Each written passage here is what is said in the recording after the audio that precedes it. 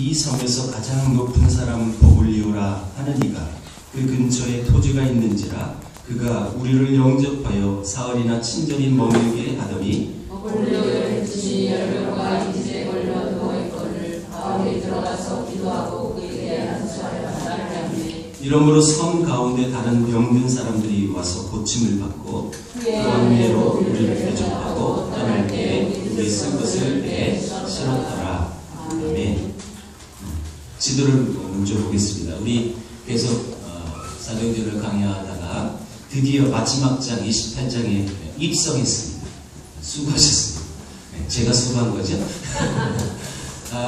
여러분 사도행전 드디어 1년 6개월 넘도록 우리가 이렇게 보았는데 지금 잘 보입니까? 평소보다 흐려 보이는 것 같은데요. 그죠? 왜 그럴까요? 자, 여러분 요 섬이 그레데 섬입니다. 그레데 섬. 일단은 먼저 하나 시정해야 할 것이 제가 지난주에 사도행전을 잠시 멈추고 이단에 대해서 말씀을 전했고 특별히 신천지에 대해서 말씀을 전할 때 디도서 말씀을 제가 말씀드렸는데 디도를 소개하면서 디도가 사역했던 그 사역지가 제가 설교를 다시 듣게 했더니 잘못 얘기했더라고요. 여러분 몰랐죠? 여러분 디도가 사역했던 섬이 요 그레데 섬입니다. 그래서 여기 이단들이 당시 많았기 때문에 여러분 성경이 기록되어 있을 때 이단들은 신천지가 아니라 그 당시에는 영지주의자들.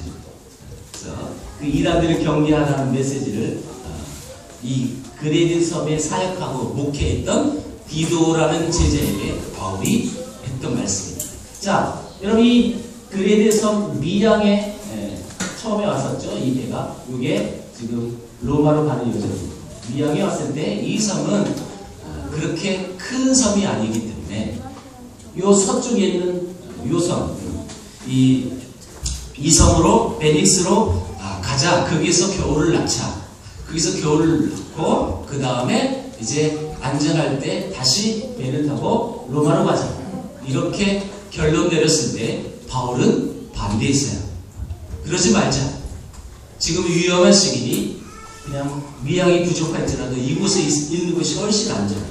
그러나 이 백부장의 결정은 바울의 의견보다는 선주와 선장의 의견을 더 믿고 그렇게 출항을 하게 됩니다. 근데 여러분 성경에 뭐라고 기록되어 있어요? 때마침 바람이 불어주는 거예요. 거봐, 우리 말에 맞잖아. 그러나 여기선 폐의 재앙이 있는 거죠. 유라볼로 광풍을 만나 엄청난 고난을 여러분 당했죠. 여러분 계속 보았지만 구원의 여망이 없었더라 이렇게 기록되어 있어요. 살 희망조차 하나도 없었음을 우리는 알 수 있어요. 그 유라굴로를 통하여 결국 한 섬에 걸리리라. 여러분 27장 26절에 이렇게 말씀했어요. 그런즉 우리가 반드시 한 섬에 걸리리라. 이 광풍 중에 어마어마한 이 재난 속에 그럼에도 불구하고 바울은 담대히 하나님의 말씀을 선포했어요. 너희들 걱정하지 마. 이런 풍랑 속에서도 너희들 나 때문에 살 수 있어. 이렇게 제가 소개했죠. 나 때문에 다 구원받을 수 있는 거예요. 결국 구원을 받아요. 그래서 한 섬에 걸리리라 했던 그 섬이 요 섬입니다. 오늘 나오는 멜리데 섬입니다. 멜리데 섬. 자, 바울이 그 광풍 속에 수많은 이제 희망조차 없었을 그 시기에 하나님을 선포했고, 그리고 그 하나님께서 우리를 모두 다 구원해 주실 것이다라는 확신에 찬 말씀을 선포했어요. 그러면서 그들을 또 조언을 하고 있었죠. 그게 이제 지지난주에 이런 말씀을 했습니다. 바울이 크게 세 가지로 조언을 했어요. 안심하라, 두려워하지 말라, 다 내게 주셨다, 안심하라. 하나님은 그렇게 말씀을 하셨던 하나님을 나는 믿는다. 이렇게 얘기했어요. 다시 말하면 용기를 잃지 말아라. 그 어려움 속에서도 용기를 잃지 말아라. 이렇게 얘기했고, 두 번째 주제는 뭐냐면 함께 머물러. 배에 있지 않으면 너희가 구원을 받을 수 없다. 그래서 이 몰래 거룻배, 그러니까 구명선이에요. 오늘날로 말로 표현하면 그 거룻배를 내려서 도망가려고 했던 그 사람들 저러면 죽는다.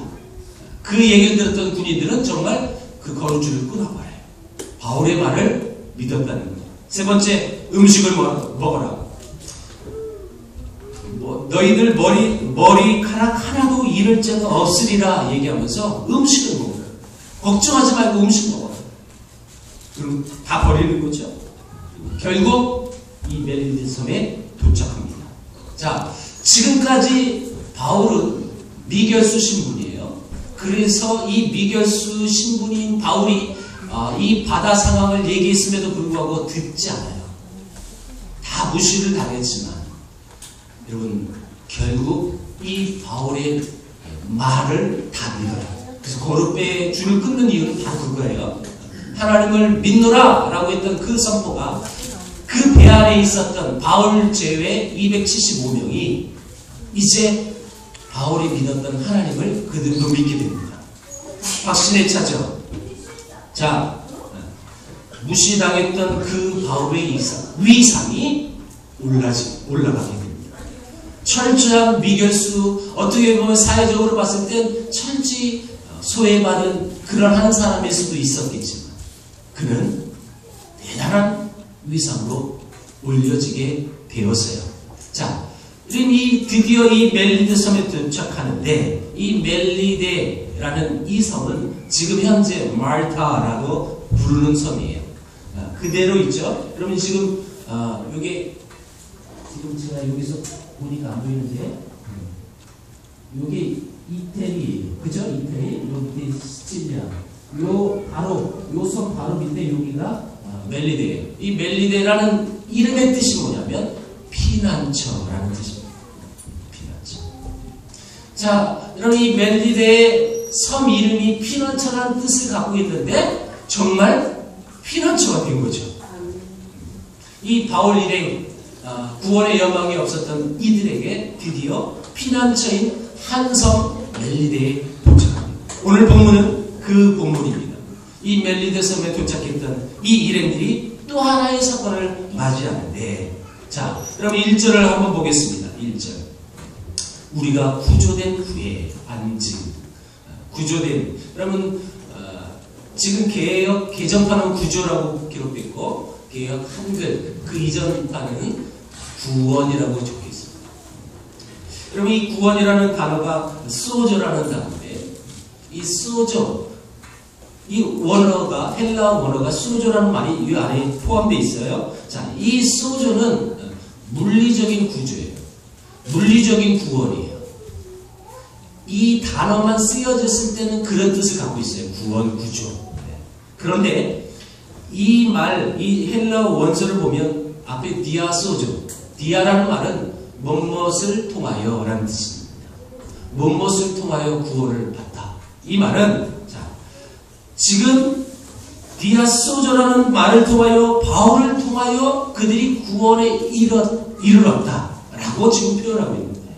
자, 오해는 하면 안 되죠? 그럼 바울이 구원했나? 아니죠. 누가 하셨어요? 네. 우린 늘 인사할 때 얘기하잖아요. 누가 하셨다고요? 네, 주님이 하셨어요. 하나님이 하셨어요. 하나님이 하셨는데 바울을 통하여 이 디아라는 말을 쓰면서 그 바울을 구원하기 위한 그 매개체를 통해서 그들도 다 살게 하신 거죠. 다시 말하면 하나님의 역사가 어떻게 우리를 어떻게 구원했는지, 누구를 통하여 구원을 받게 하셨는지를 지금 말하고 있다는 겁니다. 이 피난처인 멜리데에 올 수 있었던 것은 단 한 가지입니다. 하나님의 비전을 따라 자기 인생을 이 복음 전파하는 이 사역에 매진했던 한 사람, 사도 바울을 하나님 구원하신 거예요. 그들까지 구원해 주셨어요. 여러분, 이 피난처라는 멜리데 섬에 왔을 때 또 하나의 어려움이 닥쳐요. 그게 뭐예요? 바울이 뱀에 물려요. 자, 여러분, 이 멜리데 섬이 피난처라고 뜻한다고 말했고, 중요한 것은 이 바울 일행이 목숨을 건지면서 피난처라고 생각했던 이곳에서 편안히 안식이 되어져야 하는데, 물론 우리가 본문을 읽었지만 안식이 되옵니다. 3개월 동안 머물면서 피난처가 되어서 다시 힘을 얻어 충전이 되어 다시금 로마로 가는 거예요. 자, 이 대목에서 우리가 한번 생각해 볼 것이 하나 있어요. 자, 이 상황, 우리의 상황 좀 달라요. 그렇죠? 2000년 전에 이 시대의 상황과 현재 우리가 살고 있는 이 시대, 우리 태풍 불면 우리 예고를 다 들어요. 이번 태풍은 초속 몇 미터다 하면 창문이 깨질 것이니 하니까 우리 다 테이핑을 해놔요. 우리 교회도 이 건물 주인이 전화와가지고 유리 깨지면 안 된다고. 그래서 제가 와서 붙였어요. 다르죠? 많이 달라요. 똑같이 대입할 수는 없겠지만, 여러분, 우리의 삶의 위기도 분명히 있을 거예요. 이 유라굴로처럼 살 여망조차도 없는 그런 시기가 우리에게도 있을 거라는 거죠. 여러분, 여러분들이 힘들고 어려울 때 여러분들의 피난처는 어디십니까? 한번 생각해 보세요. 내가 이런 위기를 당했을 때 나의 피난처는 도대체 어디 있을까? 대답하셨나요? 여러분들의 피난처는 어디예요? 집이에요, 여러분들? 여러분들이 그 피난을 받을 수 피난을 할 수 있는 어떤 한 매개체는 또 뭐예요? 돈이에요? 그 피난은 돈을 넘길 수 있나요? 도대체 여러분들의 피난처는 어디 있습니까? 여러분들이 살고 있는 지하 아파트, 지하 대피소입니까? 생각해보세요. 우리의 피난처는 어디입니까? 저는 이런 묵상을 하면서 우리의 피난처는 여러 가지가 있겠지. 그러나 딱 떠오르는 것은 교회라고 떠올랐어요. 물론 여러분, 이 교회는 외형적인 이것이 교회인 것은 다름 아닙니다. 여러 가지 의미를 포함한 지금 단어입니다. 우리의 피난처는 교회가 되어야 합니다. 우리의 피난처는 주님이 되어야 합니다. 또한 어떤 시기적, 어떤 날짜적으로 이렇게 봤을 때 우리의 피난처는 또 주일이 될 수 있다는 거죠. 오늘 지금 이 자리에 예배하고 있는 이 공간, 이 시간, 여러분, 이것이 우리의 피난처인 것이죠. 그런데 여러분, 교회에 오면 마음이 이렇게 피난처에 온 것처럼 편안하고 안식을 누리고 평안을 누려야 하는데, 교회에 오면 불편하다, 누구를 보면 괜히 화가 난다 이러면 더 이상 피난처가 될 수가 없는 거죠. 늘 제가 이 단에서 말씀드려요. 우리 교회는 그렇게 할 사람이 없어요. 할 수도 없어요. 저 사람 시험 받고 교회 나가면 어떻게 가뜩이나 하겠죠, 교회 적응해. 지금은 문제가 없어요. 제가 앞으로 될 일들을 지금 계속 예비하면서 말씀을 드립니다. 성도가 많으면 많을수록 내 마음에 들지 않는 사람은 더 많아지는 거예요. 식구가 많으면 많을수록 바람잘남이 없어요. 그 말처럼 이 교회의 공동체가 서로 하나님을 섬기며 하나님 앞에 예배하지만 내 마음에 들지 않는 사람이 많아요. 저는 우리 교회는 너무너무 귀하고 정말 아름답게 하나님의 말씀도 듣고 섬기는 교회라고 제가 자부하는데, 어디 가서 제가 자신있게 얘기를 하거든요. 여러분, 그렇게 삼아주셔야 돼요. 그런데 여러분, 많은 다른 공동체를 한번 보세요. 특별히 선교지는요, 이 싸움이 굉장히 힘들어요. 우리 김상기 간사가 여기 지금 예배하러 나왔는데 잠시 필리핀에 있다가 한국에 왔어요. 여러분, 필리핀에 사신 분들은 이 싸움이 굉장히 심해요. 관계가 너무너무 힘들어요. 그래서 낭만하고 힘들어하는 지체들을 저는 많이 봐요. 제가 전에도 얘기했는데, 키르기스탄 갔을 때 한 여자 선교사님이 저 식사 대접하면서 울었다 얘기해 줬죠. 그분이 힘든 건 다른 게 아니에요. 현지인이 힘들게 하는 게 아니에요. 그 나라 기후가, 그 나라 음식이 힘들게 하는 게 아니에요.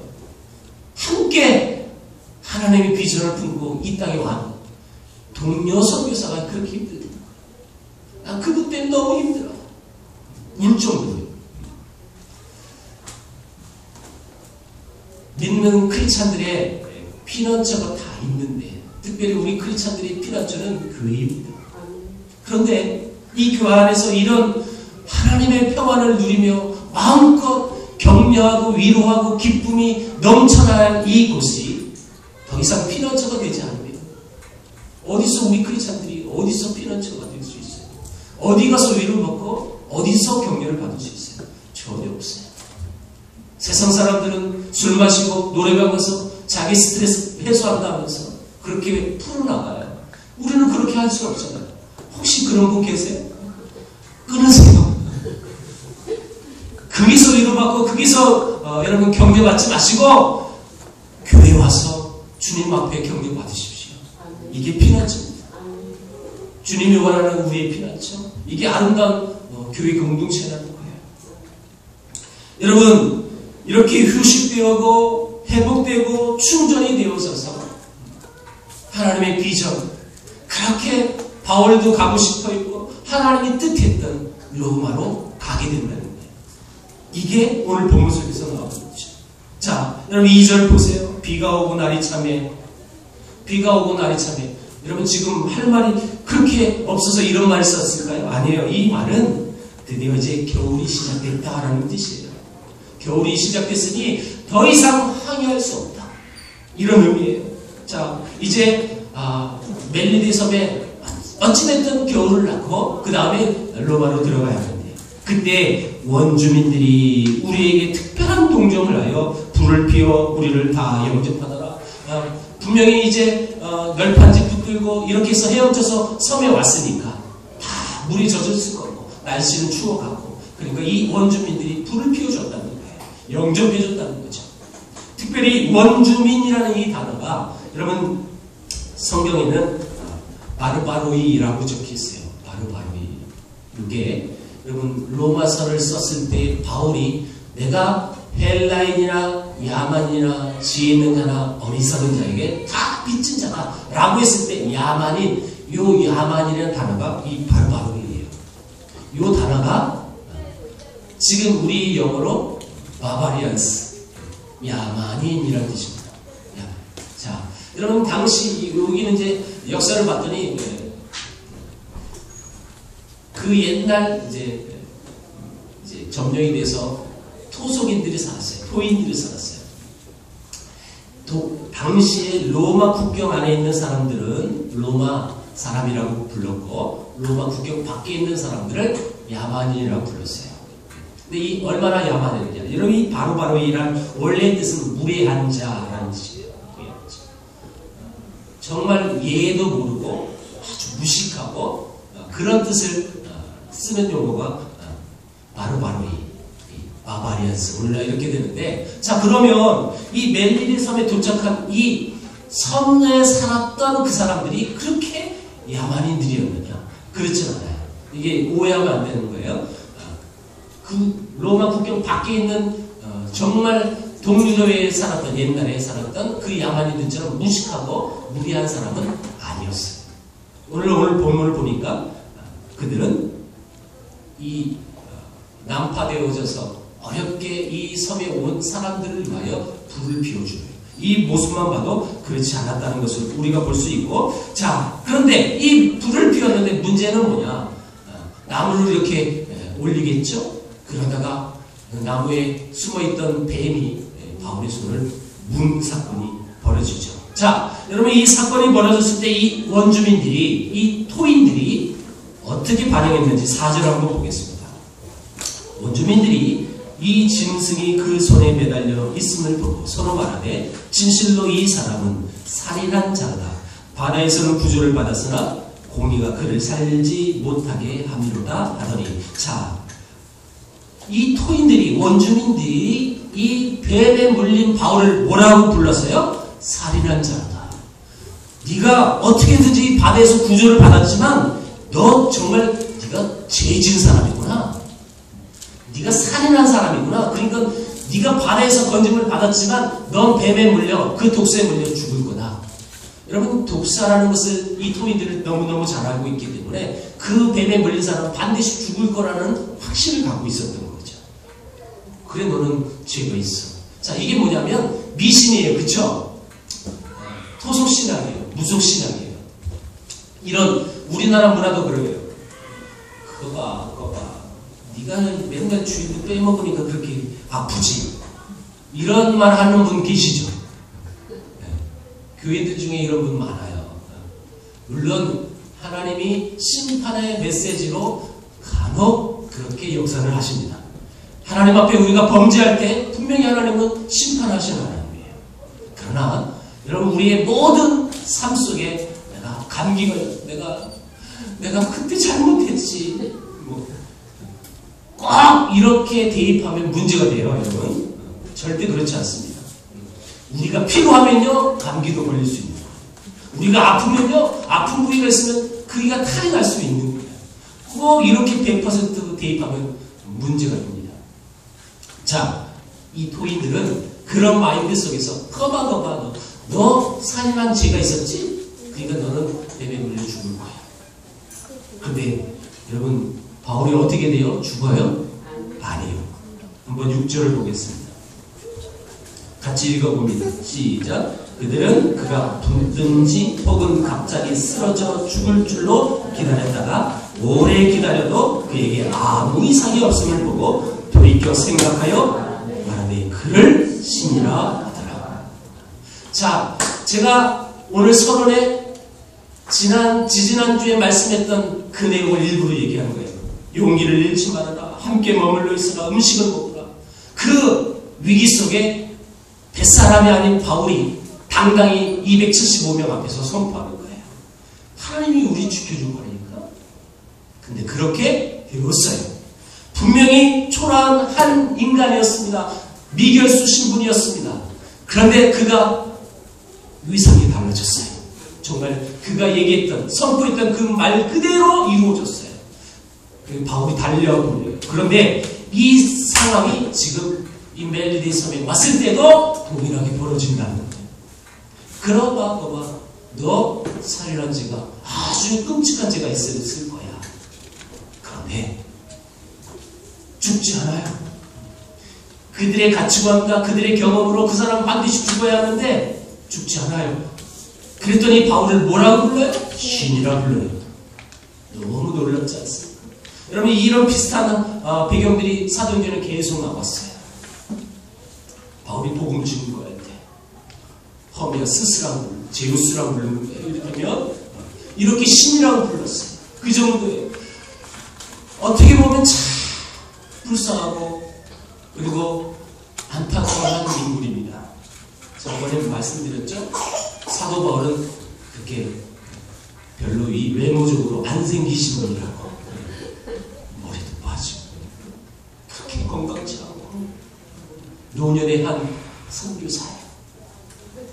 결박되어 있는 이 안타까운 한 사람이 그 아그리빠 왕 베스도 이 총독 앞에서 당당히 그들 앞에서 하나님의 말씀을 선포했듯이 비슷한 상황들이 계속 반복되어진다는 것을 우리는 발견합니다. 이게 하나님이 선택하여 그리고 그 선택된 그 백성이 하나님의 비전을 붙들고 어떤 고난과 역경 속에서도 그 하나님을 놓지 않고 사는 한 사람의 아름다운 모습이라는 거죠. 네. 보세요. 신이라 여겼어요. 그리고 그 다음에 기적의 역사가 계속 일어납니다. 7절부터. 이 섬의 가장 높은 사람 보블리오라 하느니가 그 근처에 토지가 있는지라 그가 우리를 영접하여 사흘이나 친절히 머물게 하더니 보블리오의 부친이 열병과 이질에 걸려 누워있거늘 바울이 들어가서 기도하고 그에게 안수하여 낫게 하매. 자, 여러분 보블리오라는 이 멜리데 섬에 이를테면 추장격인 사람이 그들을 초청하여 음식을 주는 거죠. 그런데 그 보블리의 아버지가 열병과 이질에 걸려 누웠었어요. 근데 바울이 안수하고 그래서 고침을 해줬다는 거죠. 기적입니다. 자, 여러분 보세요. 하나님이 이 아름다운 역사, 이 병고침의 역사, 기적의 역사가 우리 성경에 굉장히 많이 나옵니다. 그런데 이 기적의 역사가 단독으로 그 기적의 목적으로 둬서 성경에 기록된 적은 한 번도 없습니다. 기적을 위한, 병고침을 위한 그 목적을 두지 않았어요. 반드시 따라오는 게 하나 있어요. 그게 복음 전파입니다. 예수님이 그리하셨어요. 병고침 환자들이 많았습니다. 죽은 자도 살리네요. 그 목적이 뭐냐는 거예요. 단순히 그 사람을 고치기 위함이 아니라 목적이 하나 있는 거예요. 이걸 통하여 복음이 전파되어지도록. 항상 이 병행되어지는 이 모습을 우리는 봐야 합니다. 그리고 구원의 역사가 일어나는 모습이 반드시 있었다는 거예요. 여러분, 이 기적의 역사가 그 대목인 거예요. 이 버블리오라는 이 주장의 부침을 고치면서 복음이 선포되어지고 그 멜리데 사람들이 이제 아름다운 하나님의 복음을 믿고 크리스찬이 되어지는 과정들이라는 거예요. 여러분, 구절 한번 보세요. 이러므로 섬 가운데 다른 병든 사람들이 와서 고침을 받고, 여러분, 이 고침, 고쳐졌다, 이런 이 헬라어 단어가 네라피조인데, 이 단어는 단순히 육만 고쳐지는 그때 쓰는 용어가 아니에요. 이 용어는 영과 육이 함께 회복될 때 쓰이는 용어예요. 다시 말하면 이 멜리데 사람들이 이 병고침을 받고 그것을 그치지 않았다는 거예요. 그들의 영이 하나님 앞에 살아나는 거죠. 이게 그 수많은 역경 속에서 멜리데 섬까지 하나님이 걸리게 하셨고, 그리고 그 섬에 와서 하나님이 그 다음에 역사하셨던 그 일들이 뭐냐면 그들의 영혼을 살리려고 했던 거라는 것을 우리는 발견한다는 것입니다. 더 놀라운 것은 이 버블리오라는 사람은 전승에 의하면, 성경에 나오지 않습니다. 전승에 의하면 이분은 멜리데의 최초의 감독이 되는 사람이에요. 그리고 그 복음 때문에 버블리오는 순교까지 합니다. 다시 말하면 수 없는 나를 이 바다에서 구원의 여망이 없어 죽어갔던 그 배가 드디어 멜리데 섬에 걸리고 바울이라는 하나님의 사자를 통하여 그들이 전능하신 하나님을 알게 했고, 그리고 그 섬 전체가 하나님을 알게 했다는 거죠. 이게 이 멜리데 섬에 온 이 피난처에 도착한 바울을 통하여 역사하신 하나님의 역사라는 것입니다. 자, 여러분, 말씀을 정리하겠습니다. 유독 이 로마로 가는 이 과정을 누가는 너무너무 상세하게 기록합니다. 너무 아주 디테일하게 아주 묘사를 잘해봐요. 그가 의사였고 그가 역사가 있기 때문에 아주 세세하게 잘 기록을 했어요. 자, 의미가 있다는 거죠. 멜리데라는 이름을 갖고 있는, 피난처라는 뜻을 갖고 있는 이 섬에 도착하는 그들이 이제 재충전합니다.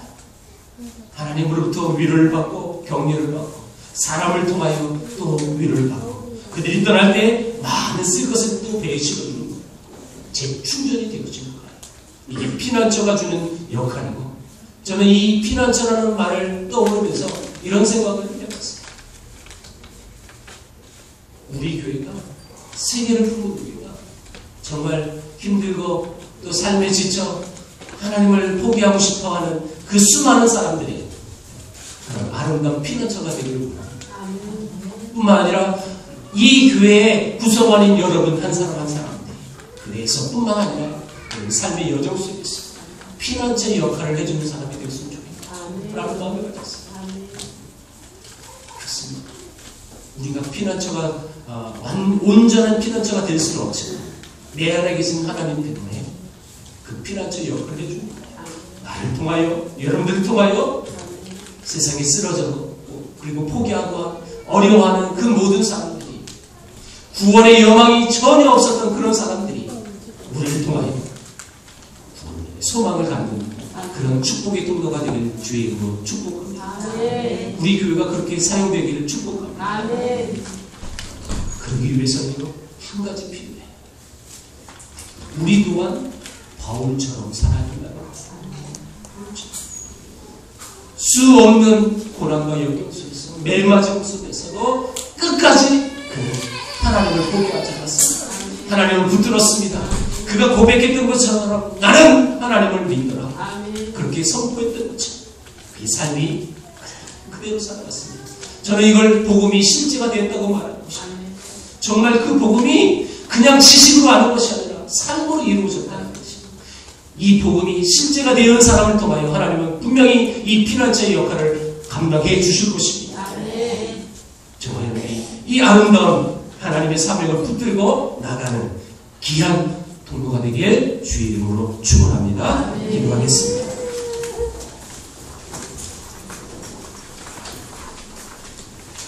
우리의 피난처 되신 하나님 감사합니다. 구원의 영광